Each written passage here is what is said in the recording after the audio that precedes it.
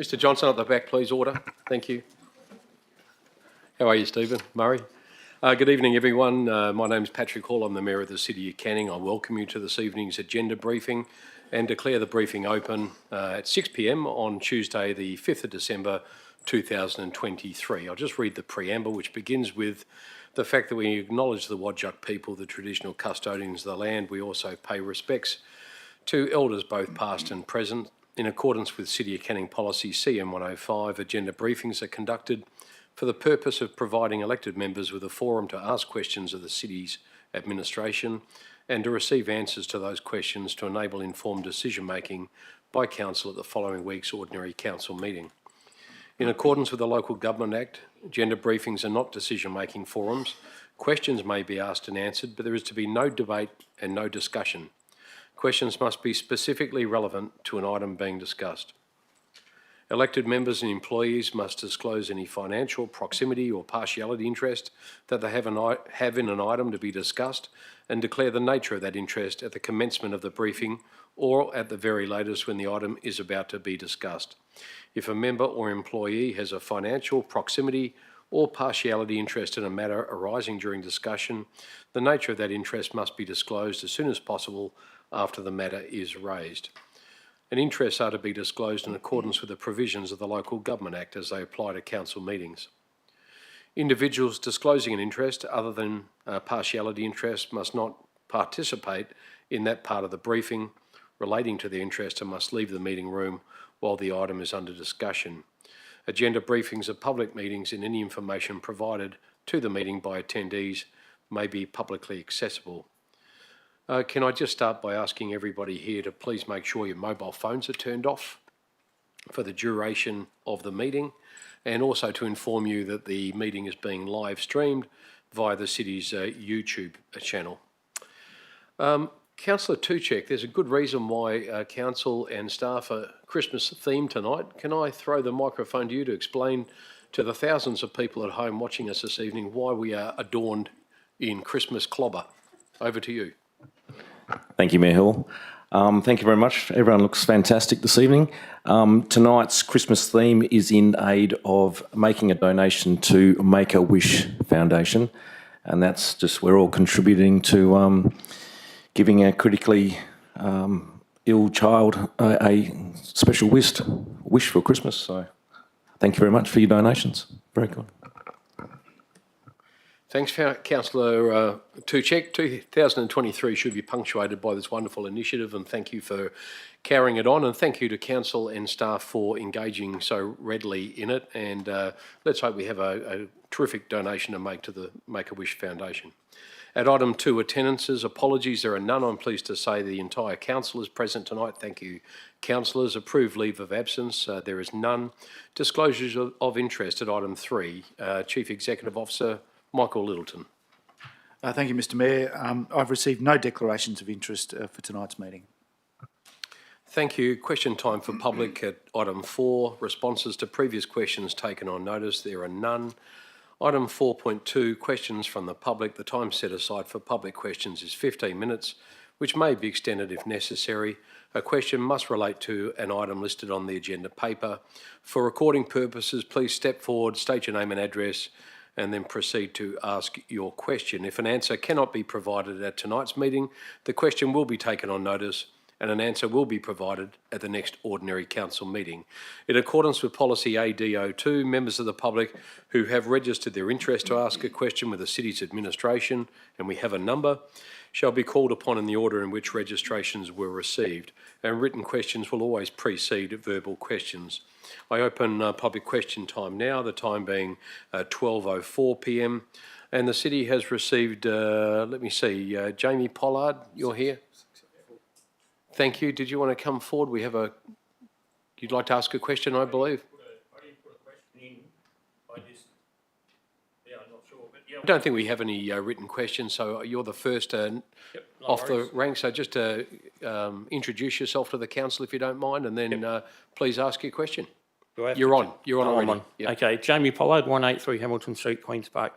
My question is in regard to the development proposal that's put forward on 185 Hamilton Street, Lot 5, Queen's Park. on the agenda briefing on page 71, there's two diagrams of there, which I assume everybody's got. And it shows where the gazetted road is. And I'm getting different answers from the planning people. But if you have a look at that, can you tell me, they're talking about removing this road, can you tell me what part of that road is supposed to be getting removed? The diagram shows it's removed from 185 and part of 183. I'm getting different answers from the planning No, that's guys. okay. Well, let's get an answer straight from the top, Yep. straight to our director in charge of planning. That would be Director Graham Bride. Director Bride. Yeah, thank you, Mr. Mayor. Yeah, so the two diagrams, the one on the right is the situation if council supported the variation next week, and we would then prepare an amendment proposal. The one on the right basically shows the road coming off the whole of 185 and a portion of 183, with the only remaining portion needed would be for the cul-de-sac bulb. So the majority of the road would also be off 183 eventually. So why was I told by William, one of your planning guys, that it's only off 185? I don't think that's a question that the director Okay, would be able sorry. to ask, but look, I'm That's pleased you all came down. And can I just say too, if you ever have an issue like that, you can certainly email a council member or myself or the CEO. We'll get an answer for you. I apologise if you got an answer that's not quite exactly what it should have been, but I hope you're satisfied with the answer you received tonight. I've already talked to one of the council people, but I just saw on this diagram and I thought, if you're making decisions on that diagram, is that diagram correct? We've had a number of briefings on the item as well, and there'll be some more information brought before council tonight. The director, if you wanted to stay around, the matter will be discussed, questions will be asked, and Director Bride will be making a short presentation before that item starts. I'll bring that forward if you like. No, don't push in for someone else. I'll hang around. Feel free Thank to you very push much. in. You travelled all the way here, so yeah, we'll see how we go. Thanks, Jamie. Second question, Mr. George Beecroft. How are you going, Mr. Beecroft? Very well, thank you. How's that flooding going? Oh, it's all disappeared. That's good. Okay. Yeah, heaven only knows why. We had it all last summer and all through the winter, and now the water has all disappeared. So, All right. Well, now we've sorted it out. We'll have to put your rates up. yeah, Just let you know. solved itself. The council hasn't got a job. George Beecroft, 9 Civic Gardens, Cannington. Good evening, Mr. Mayor, councillors and officers. I'd like to raise a question and a point on item PD 01923, proposed payment in lieu of parking. Mr. Mayor, to my mind, this is a question that is very, very easy for the council to solve, simply because a question really is who will benefit from this. Certainly won't be the city, and it certainly won't be the citizens of the city. In the report, it states that the developer will pay $250 in lieu of a parking area. Also states in the report that it will cost the council $3,500 to build a parking spot. I'd like to see somebody build a parking spot for $3,500 nowadays. Now, if this suggestion was from somebody who had an industrial business outside the city centre, to ask for this, they will be laughed out of the planning department, because everybody has to provide parking. In the days gone by, commercial, residential, everybody had to provide parking, a set amount of parking, plus visitors' parking bays. Got it. I'll just have to ask you a question if you don't mind. Yeah, certainly. Yeah, sorry. Well, but that is my question, Mr. Mayor. Who benefits from it? Who will benefit from this? I mean, all the councillors here and yourself are elected by the ratepayers of this city. So your answer should be in the interest of the city, not in the interest of a developer. Yeah, I don't think it's in the interest of developers. Director Bride. Yeah, thank you, Mr. Mayor. So the whole purpose of having the parking plan is if there are circumstances only for commercial developments, we're not talking about residential developments, and also the visitor parking elements are excluded as a result of a modification. So the reason to have this parking plan is to allow council to receive funds to put back into the public realm through on-street parking, wayfinding, even potentially an electric vehicle charging station. So without having this policy, the city can't legally request funds if a parking shortfall is found to be appropriate. So the first test is, it's not an opt-in for the developer. The first test is, should a variation to parking standards apply? If so, if that decision's made, then you revert to the parking plan and you revert to the contribution methodology. So the community in the long run would benefit because council will be able to receive contributions in those rare circumstances where there is a reason, there's a justifiable reason why the full parking complement can't be provided on site. So it's not the developer's call, it's the decision maker's call as to whether in the first instance a variation is appropriate. If it is, then the city can then, for that balance of the parking amount, can receive that in a contribution, and then that contribution is used in those precincts around the city centre and Queen's Park to put infrastructure into the public realm. We haven't made a decision on that yet. Council's been provided with briefings on it. We have an executive report here in front of us, and so we'll make a decision next week on that, but I appreciate you coming down to share your point of view. Just one point, Mr Mayor. So it is definite that you get $250 for a parking spot, but it isn't definite that you're going to get money to build new parking spots. That is something you've got to apply for, and it will probably be a political decision. Director Bode? Oh, sorry, Director Bride? Through Mr Mayor, no, the contribution is $1,755 per bay, and that would be a requirement for the developer to pay for that shortfall if that decision is that the shortfall is appropriate. And then the city could use those funds anywhere in those precincts to develop on-street parking. It won't be done in an ad hoc way. It'll be done, consolidated street by street as the funds build up. We can do a whole street of parking embayments so we can ensure there's more parking throughout these areas more generally. So without the plan without what we're doing, we don't have an instrument to actually extract money out of them to put back into, invest back into finding a solution. That's why we're doing it, so that we do have an instrument that we can actually use to create some funds in a reserve, I guess, of sorts, so that we can invest that back into that centre precinct and also at Queen's Park. After the meeting when this was brought up, Mr Mayor, you gave a very good speech about how difficult parking is going to be in the future in the city centre. And yet, conversely, we're saying people don't have to put in parking bays. But the city will have to put in parking bays. This is not in the interest of the citizens of the city. Okay, thanks, Mr. Thank you, Peacock. Mr Mayor. Appreciate you coming down. Thank you. Thank you. Invite any other questions from the floor before I close public question time. Thanks, folks. I'll close public question time now at 10 minutes past 6 p.m. Thank you very much. As far as deputations go, a deputation has been approved for Ms Sian Mawson in relation to item PD 012 of 23, and that's a consideration of environmental conservation boundary to inform scheme amendment at lot 500, number 81 Ramford Road in Canning Vale. Ms Mawson, thank you very much. You've got up to 10 minutes. Thank you. Good evening, everyone. My name is Sian Mawson from 86 Gibbs Street, East Cannington. I will be speaking about the Jandakot Eastern Link Road and Bush Forever Site 388.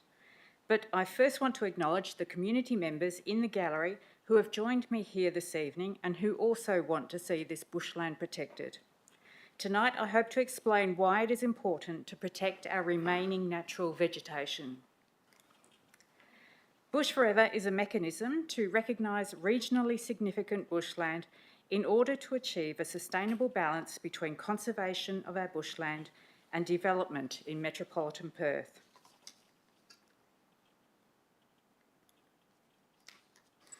Bush Forever Site 388 was named as a Bush Forever site because of the plants and animals found on the site.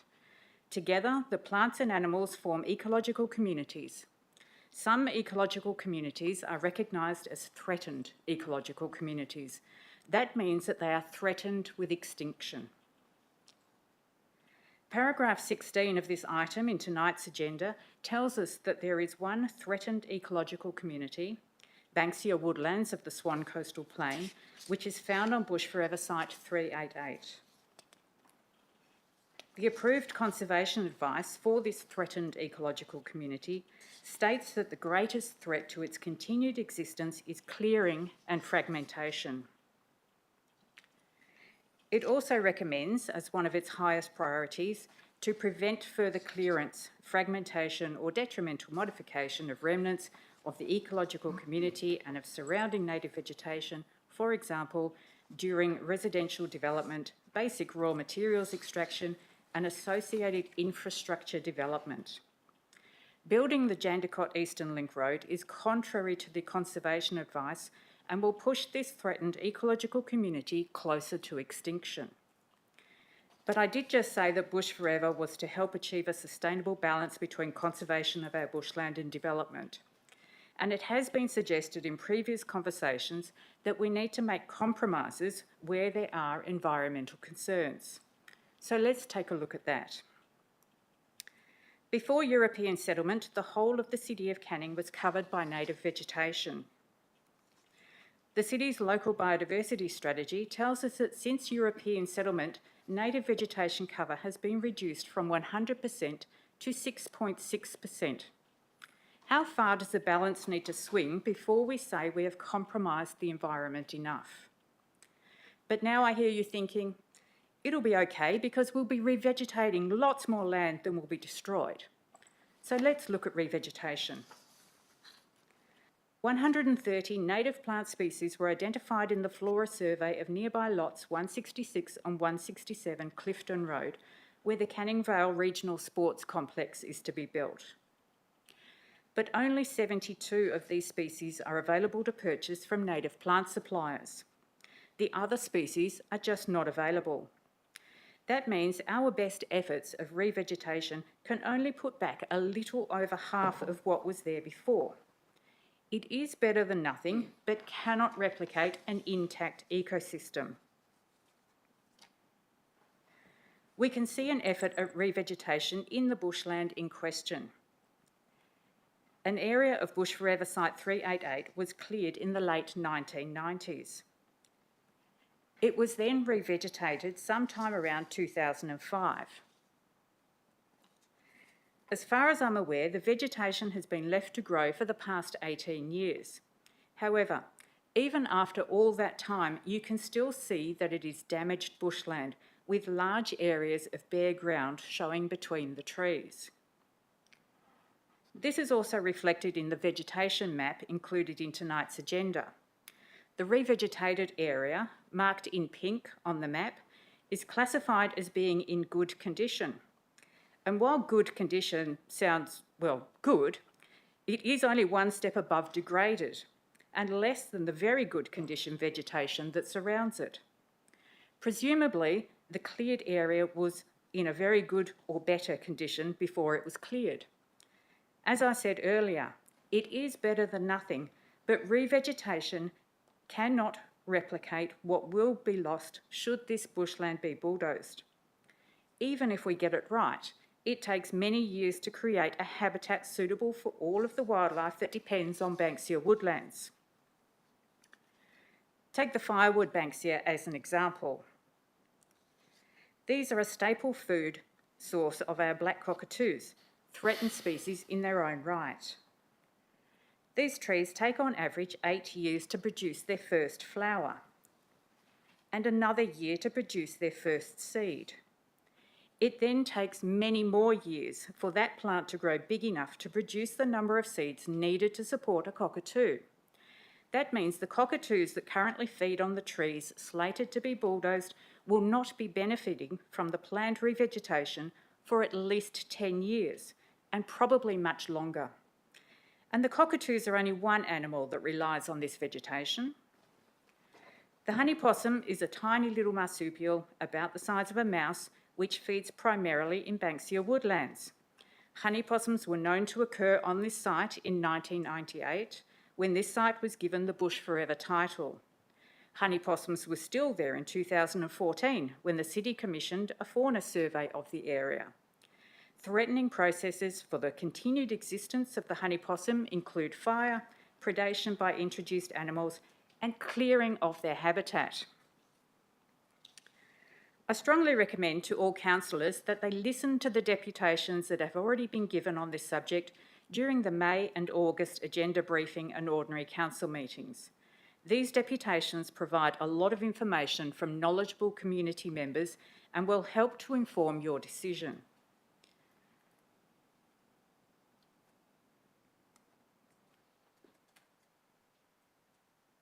Looks like we've lost the last slide. But the most critical point to remember is that natural ecosystems are irreplaceable, and that makes them priceless. They simply cannot be replicated. It is essential that we do whatever we can to protect what little we have left. Thank you for your time. Thank you, Ms Mawson, for coming along this evening, and we'll move on to the next item. Thank you. We'll move to the next item, which is items brought forward for the convenience of those in the public. Thank you for your request to bring forward that item. I agree to do so. We'll bring forward PD 012 of 23. That's the adjourned motion, the one in regards to the environmental conservation boundary. We move to item 6, which is reports of committee meetings. I just wanted to mention that due to the fact that we've only just held the Audit and Risk Committee meeting and the CEO Performance Review Committee, those committee reports will be included in the ordinary council meeting agenda for next week. They just couldn't make it into this AB. Item 7, reports, so we shall go straight then to the item that is being brought forward, and that is item 7.3 on tonight's agenda, the responsible officer being Director Graham Bride, the Director of Planning and Development. It's PD 012 of 23. I'll read the full title. It's the adjourned motion, consideration of an environmental conservation boundary to inform scheme amendment at lot 500 in brackets number 81 Ranford Road in Canning Vale. The recommendation is on page 19 of tonight's agenda and is also on screen. Councillors, any questions in relation to that item? Councillor Spencer Teo. Thanks, Mr Mayor. I've just got a couple through you, if I may. Yes. I note that we were recently requested to provide feedback on the review of our local biodiversity strategy, and if you just indulge me just to read a part of it because it relates to my question with the officer's proposed recommendation. So this is directly from the LBS. In point 2.3.2, protection status of vegetation, it says it's not possible to achieve the minimum recommended target of 10% of the pre-European extent of vegetation, as less than 10% of native vegetation remains in the city. Therefore, formalising the protection status of all bush forever areas and other high conservation value local natural areas should be the highest priority to improve the current protection status of the remaining vegetation. The most feasible options for increasing the protection level of natural areas in the City of Canning include, there's a few options, but the first one is changing or extending a reserve purpose to conservation under the Land Administration Act 1997 provisions. So my question is, considering that the officers are now recommending that we go with option 3, wouldn't you say that that's a contradiction of our local biodiversity strategy? Director Bride, I might refer that to you in the first instance. Through Mr Mayor, obviously the local biodiversity strategy does recommend for this site a conservation zoning or reservation over it. Obviously you can't, that's the reason there's a number of options in the report. Where you draw that boundary is the subject of Council's consideration, but certainly even option 3, which aligns with the MRS, would still designate the majority of lot 500 as an environmental conservation zone. Thank you. Another question. Would it be the intent of administration, therefore, with the review of the local biodiversity strategy and given this recommendation, is it the intent to remove item 2.3.2 from the local biodiversity strategy, considering this is Director Bowe. in contradiction? Thank you, Mr Mayor. No, that's not the intention to remove that clause at all, Councillor Deputy Mayor. The strategy is up for review. We'll be seeking feedback and undertaking public consultation, but it's not the intention to remove that, no. Thank you, Director. Thank you. And just one more. So now that we're being asked to, or sorry, we're being told, sorry, no, we are being asked to consider access to the waste transfer station for future development. And while an alternative road alignment is possible at this point, it's much cheaper to clear the irreplaceable bush forever. What's the estimated timeline of any future development of the waste transfer station? Are we talking 2, 5, 10, 20 years? CEO Michael Littleton. Thank you, Mr Mayor. Look, I don't think any decision has been made to clear bushland for access to the waste transfer station. What we were asked to do was to provide council, what we had sought to do was to provide council with some oversight as to how you might access the waste transfer station as we continue to develop it and evolve it. One of the options sought to gain access from the current road reservation. The matter before council for consideration is the determination of the boundary for the conservation area over lot 500. The West Australian Planning Commission have said that they won't support the divestment of the road reservation over the current Jandakot Eastern Link Road alignment. So that is why the city is now recommending option 3. It is because it will be the only thing, the only option that is supported through the state government process. Ultimately, how we develop and evolve the waste transfer station will be subject to a business case and further consideration by this council. Thank you. Thank you. And sorry, just to repeat my question, because I don't believe I got an answer. What's the time frame on that? Is that a priority? Are we looking at that in the short term, long term? CEO. We think that there's an opportunity. It is a priority to look at how we deal with our waste going forward, particularly around securing tonnages to the waste to energy facility. It could be as short a time frame as less than 5 years, but all of those things are for council to determine. Thank you. Thank you. Thank you, Deputy Mayor. Councillor Ben Kunze. Through you, Mr Mayor, just following on from the Deputy Mayor's questions, would clearing for access ever occur without council decision? CEO. A permit for clearing? No.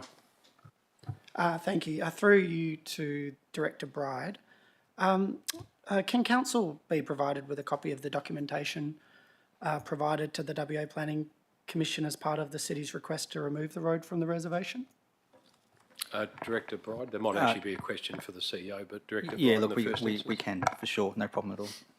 And just another question with respect to the city's other dealings with the WA Planning Commission. Is it normal practice for the process to be done in such a opaque and untransparent way where little information is actually provided on the item being considered by the WAPC? Can I just ask you to explain that? What do you mean opaque and untransparent? I mean, you're making an allegation. What's the substance behind the question? Why are you using that language?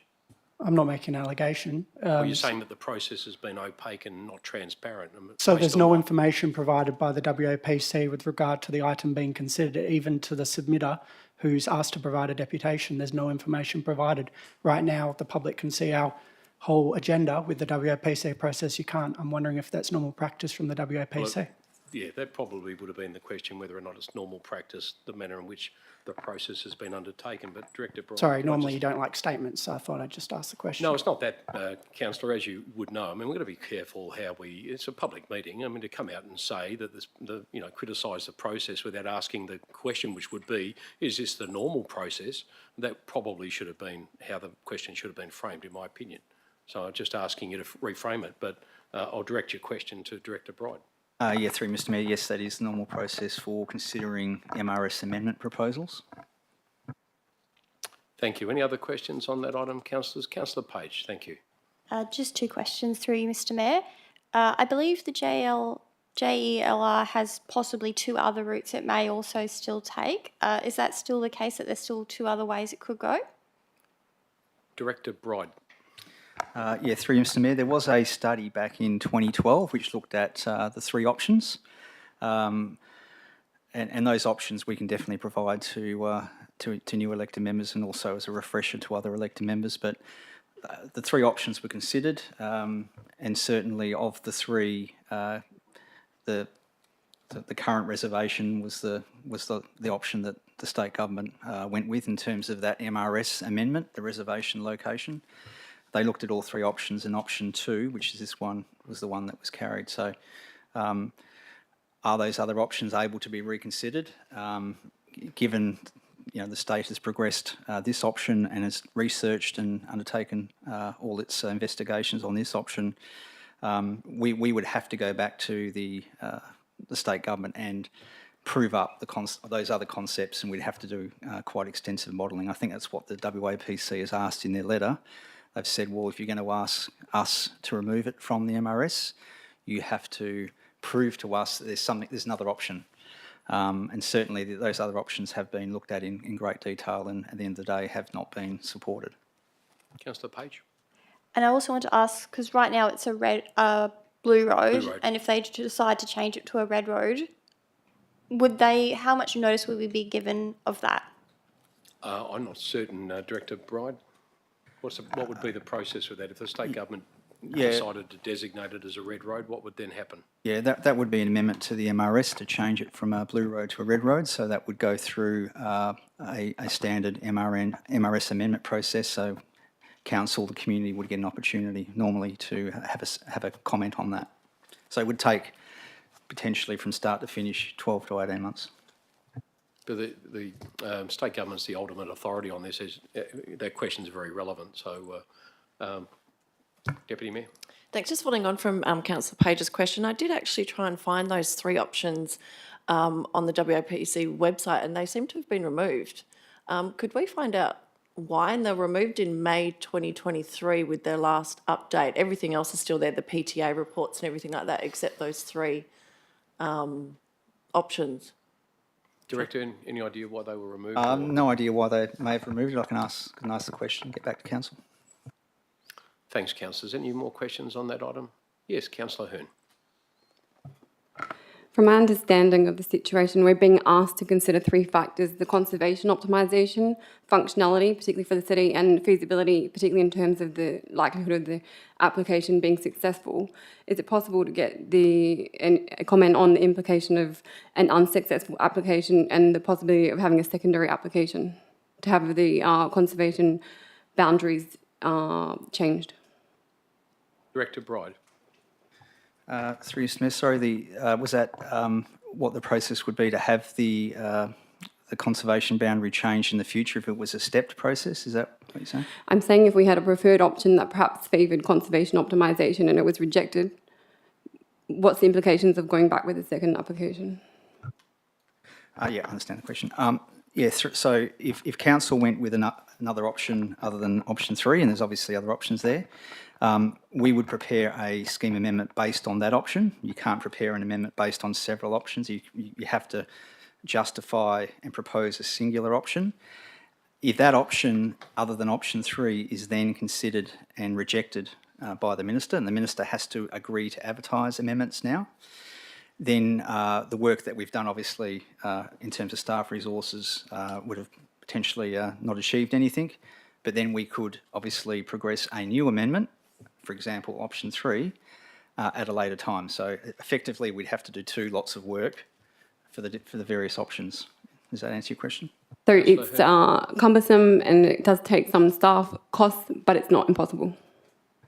Yeah, that's correct. It's some staff time, but it's not extensive because obviously we know we've got a lot of the environmental reporting, a lot of the information is contained within this report that we could utilise. But certainly, it's almost a certain outcome, but it's an option if council wants to go that direction. Thank you. Just on that though, are you able to, because Councillor Hearn's asked the question, are you able to quantify the amount of work involved to put a scheme amendment? It'd be difficult to. It probably would be probably 20 hours solid of officer time to prepare an amendment to progress it to the next stage. Yep. Thank you. And just on that, if council was to choose an option other than the recommendation, how long would that put the process back by the time it goes to the WAPC and before the Minister? How long would that slow down the process of actually declaring that conservation area? Yeah, through Mr. Mayor. Somewhere around, I think, 3 to 4 months, because the Minister can intervene now very quickly in the process. So I think about 3 or 4 months it would add if we started again with a new option. Okay, thank you very much. Thanks, councillors, for that. We shall move on to the next item, and that would be item 7.2 on the agenda, which is CC 025 of 23. The responsible officer, Ms Lorraine Driscoll, is not here this evening. Mr Adewale is here in her place. The Acting Director of Corporate and Commercial, CC 025 of 23. The title of the report being Child Health Clinics, New Leases, Parkwood, Willerton, Queen's Park and also Ferndale. The recommendation is on page 7 of tonight's agenda and is also on screen. Councillors, do you have any questions in relation to this item? Yes, Deputy Mayor. Just a quick one through you, Mr Mayor. This report encompasses Parkwood, Willerton, Queen's Park and Ferndale. Are there any more child health clinics? Mr Adewale, do we have any others than the ones listed in this report? Mr. Mayor, yes, there are 2 more sites within City of Canning, but we are only dealing with the properties which are freehold or where we have a management order. So the other 2 are not considered as stated in the report currently. So sorry, the other 2, through you, Mr Mayor, the other 2 are not leased. We don't have a direct lease, we don't have a direct arrangement with those providers? So we need to liaise with the state government. They are not the freehold property where we can grant a lease. Okay. Yeah. Thanks. Terrific, thank you. Councillor Second. Thank you, Mr. Mayor. The report details on page 8 how many local children are supported through the 4 child health clinics, which is Parkwood, Willerton, Queen's Park and Ferndale. Can we obtain a breakdown of the number of local children serviced by each centre, including appointments and birth? Are we able to dig down to that level, Mr Adewale? I need to take that on notice. I'm not too sure if that information would be available by the officer who collected the data. Yes, CEO, I might get you to comment that on the volume of work that would be required to on that. Yeah, I need to say, I'm not sure that, I mean, from a confidentiality viewpoint, that's not information that we would normally ask for, require, or have access to, Councillor Second. So, you know, we're really talking about a lease agreement and lease arrangement, but that sort of level of detail probably best rests with the Department of Health. Did you have a follow-up question, Councillor? You happy with it? I'll come back to you if you like. Councillor Kunza? Through you, I was just wondering what the asset condition was for these buildings. Are some of them quite old? It doesn't really stipulate. I've never seen the Queen's Park one. I was just wondering in terms of the proposed 10-year length. Director Bowe. Thank you, Mr Mayor. I can get some information on that for you, Councillor Kunza, and provide that as part of the report to the OCM. Take that on notice. We'll get back to you on that one, Councillor. Councillor Second, did you have another question? No, thank you. Any other questions on that item? Councillor Bain? Thank you, Mr Mayor. A couple, if I may. Under the current arrangement, what is the rental payment per site? And just to confirm, CARS will be paying rates under the new lease. Mr Adewale. Sorry, what was the first question, Councillor Bain? The first question was how much are they currently paying? Is that right, Councillor Bain? Correct. Rental payment. Each of those 4 sites? Yeah. So currently they are not paying anything. They were operating under a memorandum of understanding, which recently expired. And I think they are the one who have approached us for entering into a formal lease for securing a tenure for a decent period of time, like 10 years as we are offering. So under the new lease arrangement, we will be following policy BRO1, where they need to be paying the rental under Tier 4 as per the schedule of fees and charges adopted by the council, as well as all the outgoings in accordance with BRO1. They're paying the minimum rate. And just secondly, Mr Mayor, yes. The city identified the Ferndale site as a land optimisation opportunity. Will this assessment change once a 10-year lease is entered into?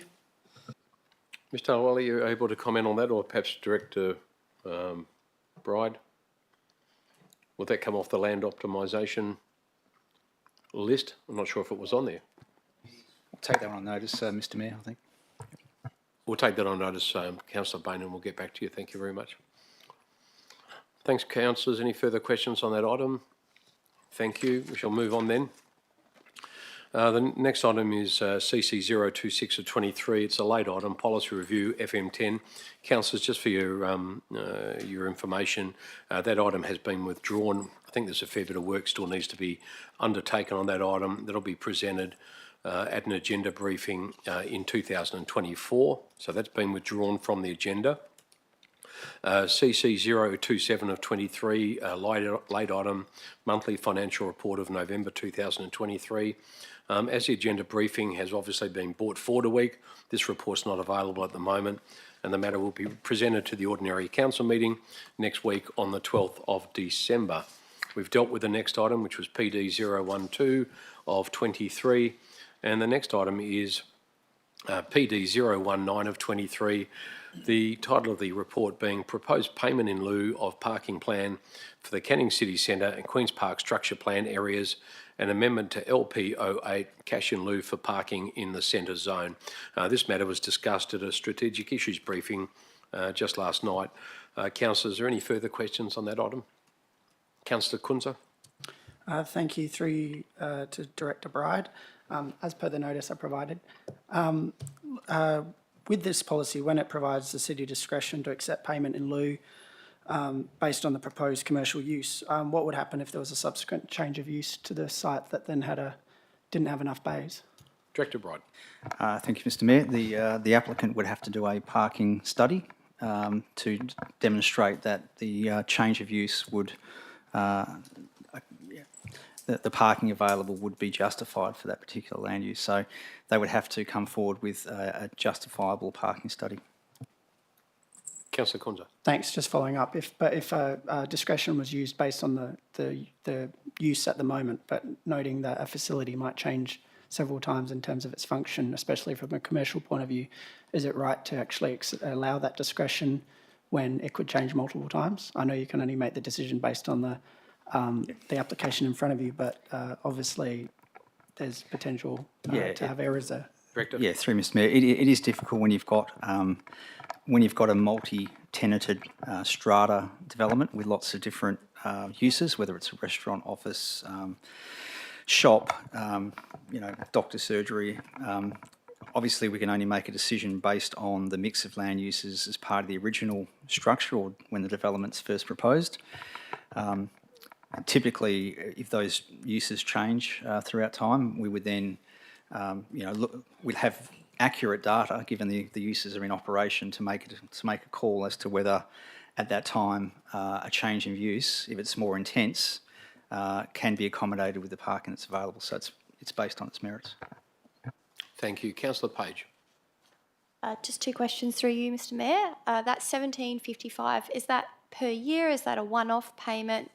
And if it was the businesses to change use, would it be every time that it changed use that payment would occur? Director Bride. No, the $17.55 is the per bay cost. So, for example, if they were 2 bays short and the JDAP or councils made a decision to approve the variation, it would be $17.55 times whatever the shortfall is. And that would typically only occur once. Certainly it wouldn't be a repeat scenario time after time after time. Yeah. Thank you. Any further questions on that item? Councillor Bain. Thank you, Mr Mayor. Just to confirm that a mixed-use development proposal, it wouldn't apply, LP08? Director Bride. The commercial, only the commercial floor space there, would be applicable. So the residential, the bays per apartment and the residential visitor parking would be excluded. It's only the commercial use. Usually in those mixed-use developments, it's quite a small footprint anyway. It's usually on a very small portion of the ground floor. So typically you wouldn't be getting a variation for a couple of bays for those, but yeah, it'd only be the commercial floor space. Thank you. Oh, yes, Councillor Bain. Sorry, Mr Mayor. Yeah, just one more. So a business submits a DA for a new site in the city centre, say it's, for argument's sake, IKEA, and they're short 2 bays. What is the process the city will go through under the amended LP08? Director Bride. Okay, so in that particular example, if let's say they need 102 bays and they provide 100, but they produce a parking study which shows that up their other sites they only need 100, what would happen is the decision maker would determine whether that request to vary the parking standards is appropriate, and then a condition would be able to be applied for a cash in lieu payment for those 2 extra bays. So that'd be conditioned on their development approval, and then the applicant, prior to operating that land use, would have to pay the city that contribution, and that goes into a reserve, and then after that it's spent on those items identified in the parking plans for the on-street parking. Yep. Councillor Bain. Thank you, Mr. Mayor. So would we strongly, or the city strongly encourage them to make room for those 2 bays before we go through that process? Director? Again, we're talking about hypotheticals, but certainly it would depend on the justification, what's being provided, what the parking standard is, and it would be up to the decision maker at the time to determine whether that minor shortfall is appropriate, and if it passes that test, then you've got an instrument to receive contributions. Yep. Thank you. Thank you, councillors. Councillor Page. Do we have any modelling, or through you, Mr. Mayor, that would suggest how many paid parking in lieu we would expect in like the next 5 years, 10 years at all? Director Bowe. Sorry, Director Bride. Thank you, Mr. Mayor. It's one of those things. It's almost like an insurance policy.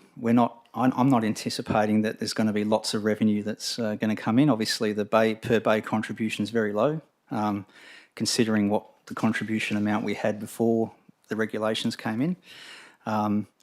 So look, we're not anticipating a huge amount of income to come in. It'll come in dribs and drabs over the next 10 years, which is the life of the parking plan.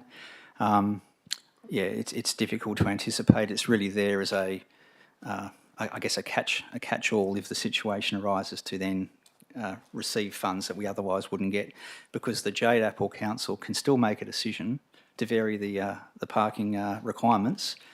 Having this plan means we can get something for it. Without the plan, the same decision can be made without any contributions. Thank you. Councillors, you might move on to the next item then. Thank you. We'll move on to PD 024 of 23. The item is a recommendation to the Western Australian Planning Commission for a 7-lot survey strata subdivision at 185 Hamilton Street, which is Lot 5, Queen's Park. And Director Bride is going to provide council with a little bit more information relating to the amended subdivision plans for this item. Director Bride. Yeah, thank you, Mr. Mayor. So on Monday we received an amended set of plans for this particular site, which has been circulated to councillors. It's exactly the same layout in terms of not using a road reserve, and the POS is the same amount, but it reduces the lot yield from 6 to 5. So we'll update the OCM agenda with the revised plans, but essentially it doesn't change the officer's recommendation, but we'll have to obviously amend the report to change the references to the number of lots, etc. So that'll be updated next week. Thank you. Councillor Singh. Thank you, Mr. Mayor. A few questions for Director Bride. Page 71, item 14. It's related to the question which was asked in public question time. There are 2 maps here about current road designation, the road shown in purple. On the left-hand side, it shows current road designation, which I believe as part of the planning scheme, that's what the road is supposed to be, or we're going to put it in. First question is, can you tell me, or please explain the reasons why this road has been put in here? What purpose it serves for this lot or adjoining lots, this portion of extension of data place? The reasoning behind putting this proposal. Can you get a brief answer on that one? Yeah, obviously this scheme was gazetted back in 1982, so the road doesn't go really anywhere, because obviously the land to the north east is an Aboriginal community centre. It's not zoned residential, zoned public purpose. Unless there was a thought that maybe that use would vacate at some point in the future, but if you look at the surrounding road network, they've got plenty of access from other roads, so it's not, in my mind, that's probably that's the reason why staff are recommending support, is it only provides it only really impacts the 2 lots that are one is subject to this proposal. And that's the reason the staff are supportive of its removal, given it really doesn't go anywhere. It's a very short road. You know, the other, you know, the lot 183 can access through Data Place, so it's on a corner property. It's not really impacting anyone's subdivision potential. Councillor Singh. Mr. Mayor, follow-up questions on the same principle, basically here. This lot is more than 2,000 square meter in size, pretty big, long lot. And the road at the back of the lot doesn't really matter because it doesn't go anywhere, it doesn't really serve a purpose. And the lot can be subdivided based on the proposal which is given, you know, 5.5 meter access leg, which is lot 7, and it can serve all the 6 or 7 lots. Let's say this is approved. There are multiple lots of similar size in East Cannington, which are currently, from at least last 10 years I know of, waiting subdivision, and the main roadblock to that subdivision, because there is a proposed lot at the back of those lots. And most of the homeowners are not subdividing because, sorry, it's important because it will open up a lot of subdivisional potential in all of East Cannington. If those proposed roads are removed based on the same principle this road is being removed, it can really charge up the subdivision in East Cannington. So my question is, what will stop us from, let's say, rejecting any of, I'll use an example. I'm looking at the online maps, 120 Crawford Street in East Cannington. I just randomly picked a lot, very similar size. The only reason it cannot be subdivided because there is a proposed road exactly like this going through the middle of the road.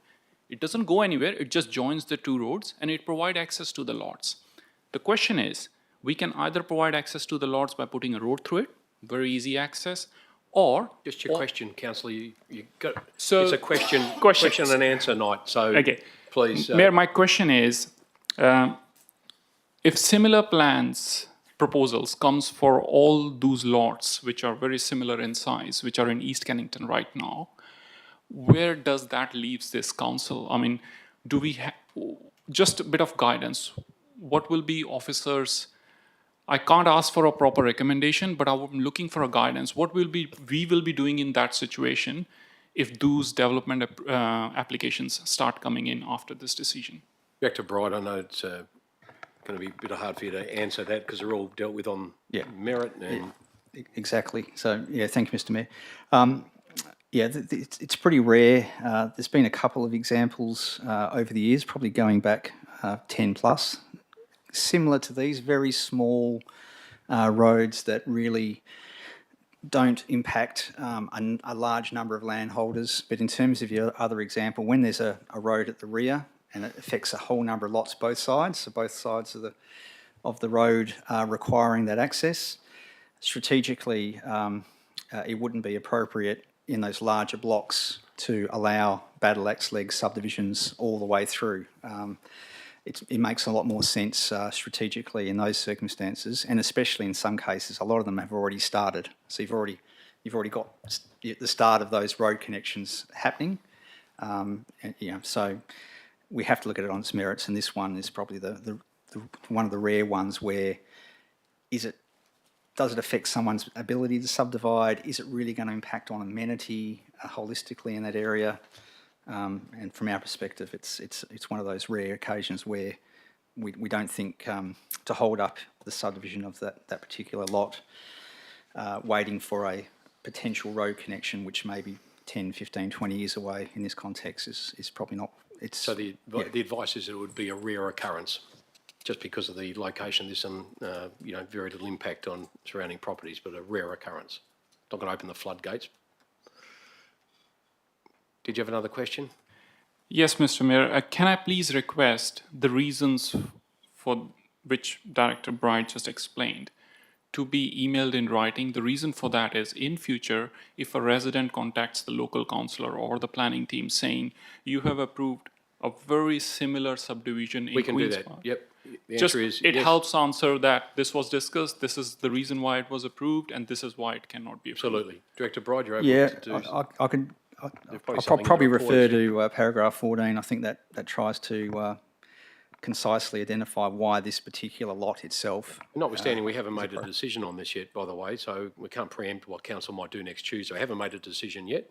The advice is that anyone came to you, you probably would tell them that, as you were told tonight, it'd be a pretty rare occurrence, dealt with on its merit. They'd be encouraged to put in a development application. And as developers, I'd suggest you probably don't start holding private meetings with them. I'd probably be referring them directly to the city, because that would be not probably ideal or appropriate for you to be meeting with people about potential developments depending on the situation. So I would always, in every instance, encourage councillors to refer people through to specialist staff that deal in these matters. One last question. Yep.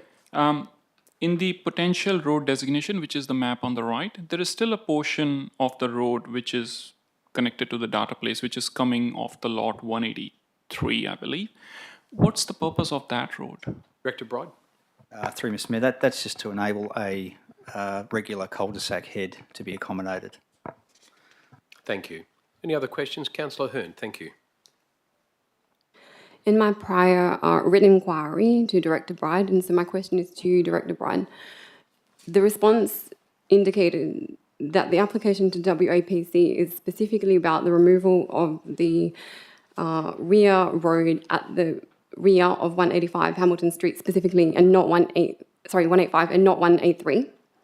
In your answer to the public question tonight, you suggested that part of the road at the rear of 183 will also be removed as part of the application, and that would suggest that this potential road designation map is actually a probable or expected road designation. In my view, the question of removing the road at the rear of 185 is very simple. The question of where the road should be removed from and where that cul-de-sac should be positioned is a very different question. So can you please clarify exactly what we're being asked to decide is put forward to WAPC?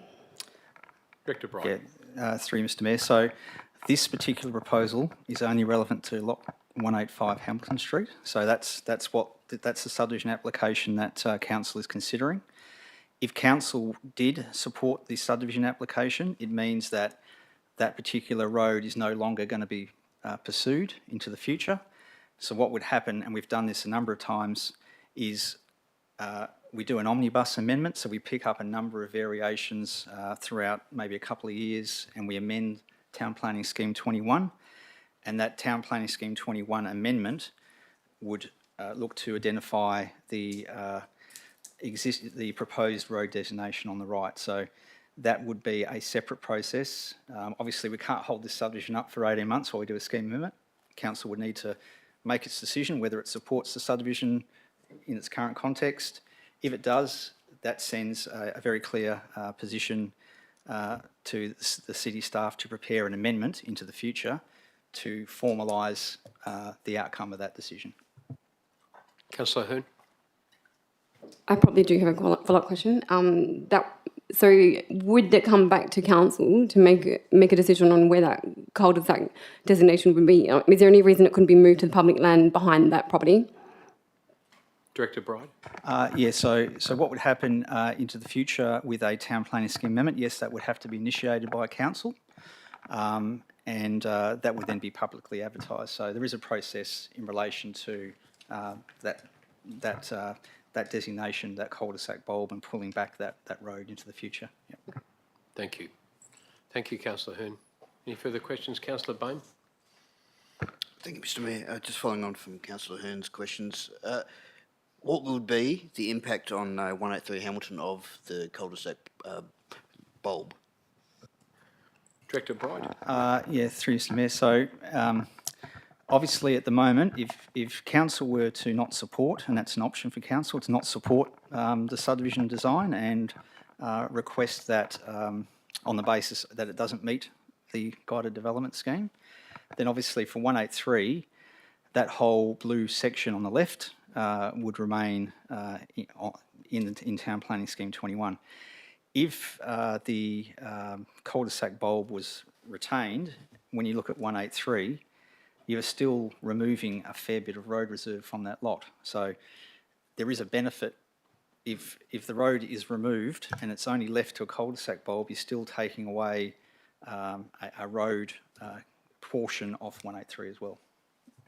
Thank you. Thanks, councillors. We shall move on to the next item, which is item 7.4. Director Warren Bowe to my right, your left. The Director of Infrastructure and Environment is the responsible officer. It's IE 021 of 23. The report title being Tender 16/2023 Urban Forest Management Services. The officer's recommendation is on page 83 of tonight's report and also appears on screen for your information. Are there any questions in relation to that item? Deputy Mayor. Just with paragraph 33, 32.6% increase. Is that normal of market conditions? Director Bowe, That's just how are we massive. tracking? Thank you, Mr Mayor. Certainly, it's a lot higher than we've experienced in our other public tenders. Certainly in the infrastructure area, we have seen some increase in costs and also in our plant purchases, some costs, but certainly not in the magnitude of 32%. You'll note in the report that this was the second time we went to market. The first response was only a single response from the market, which were unable to assess value for money. We revisited the market and we received 2 tenders, and this was significantly cheaper when assessed against the second tenderer. So in short, it's a significant increase, but that's how the market has responded to this specification. Thank you. Any further questions on the tender? Councillor Bain. Thank you, Mr Mayor. Just following on from the Deputy Mayor's question, will that significant increase have any impact on the LTFP? Director Bowe. Thank you, Mr Mayor. Well, we are reviewing the LTFP at the moment. As indicated in the report, we'll I guess, endure the additional cost increases for the remainder of this financial year, altering some service levels, specifically relating to amenity pruning. But I think the constraints with which the business area, parks and environment operate in, we will just need to accommodate the additional costs within that constraint that's already applied within the LTFP. So whilst it would be great to ask for some additional funds through the LTFP from council, we'll need to make do. Money's got to come from somewhere, doesn't it? Thank you. Any further questions on that item? Thank you. Councillor Hearn, I'll just ask you to turn your mic off if you don't mind. Thank you very much.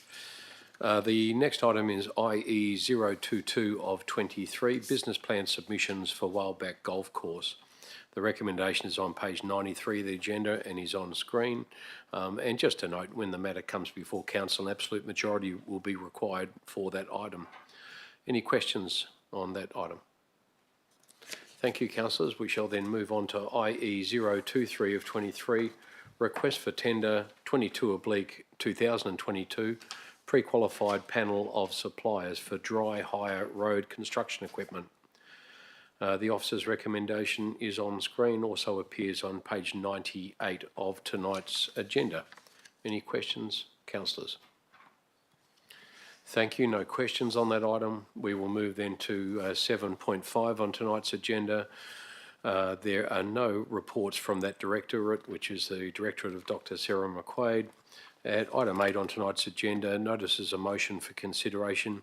A notice of motion titled Canning Open Art Studio has been lodged by Deputy Mayor Spencer Teo and will be presented to the ordinary council meeting on the 12th of December. At item 9, urgent business, there is none this evening. At item 10, confidential matters, also there is none. And closure being no further business this evening, I thank you all for your attendance, and I'll now declare the agenda briefing of the 5th of December closed at 4 minutes past 7 p.m. Thank you, everyone.